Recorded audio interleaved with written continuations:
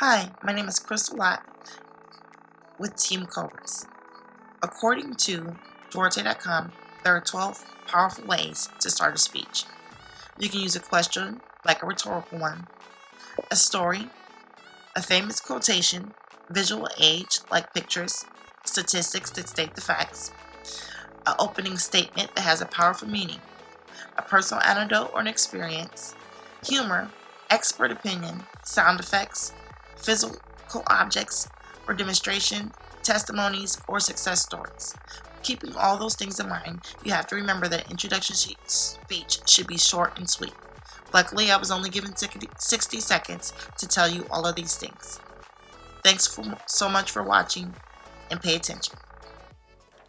Hello, my name is Megan Fiesel, and today I'm going to be talking to you about fake news. Everyone knows what fake news is since you just saw our PowerPoint, but I'm going to be talking about the new information found about fake news.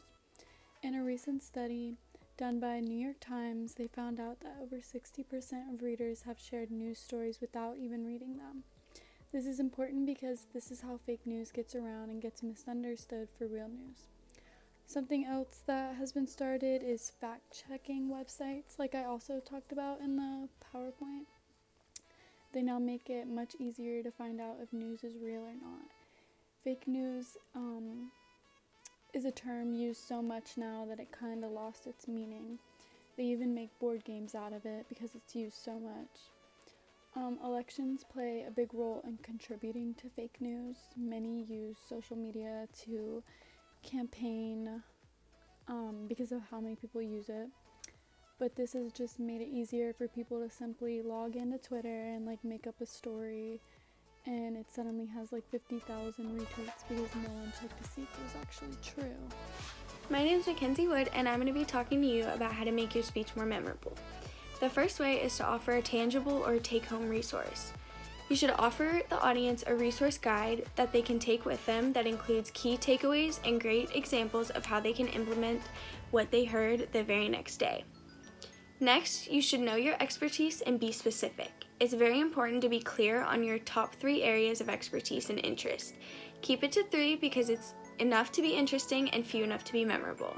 The more specific, the better. You should avoid cliches and instead highlight a personal value. Lastly, you should be vulnerable and share your fears and failures. Memorability is the name of the game in both personal branding and public speaking. There's nothing like being real, open, transparent, and vulnerable to capture the audience and their hearts. Hello everyone, my name is Andrew Rose. I'll be talking about 2 different speakers who truly paint the path to success. Phil Hansen is an international multimedia artist, speaker, author, and innovator. He talked about his nerve-damaging tremor that was developed from him conducting his style of drawing, called pointillism. He stopped doing his passion until the day his doctor told him to embrace the shape. By doing that, he was able to create a style of art in many new ways, such as traditional art, electronic media, offbeat materials, and interactive experience. Now, another speaker named Ben Glenn, also known as the Chalk Guy, is the president of Chalk Guy Media International.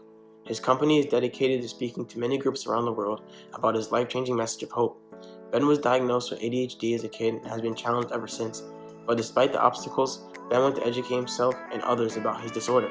He tries to talk about it openly and with as much humor as possible whenever he can.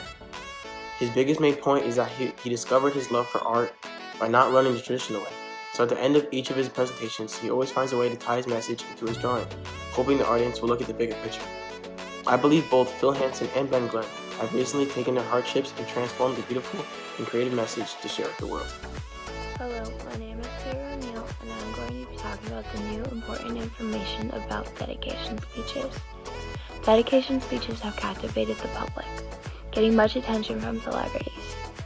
A dedication speech is a speech delivered to honor an individual, family, friends, colleagues, or etc.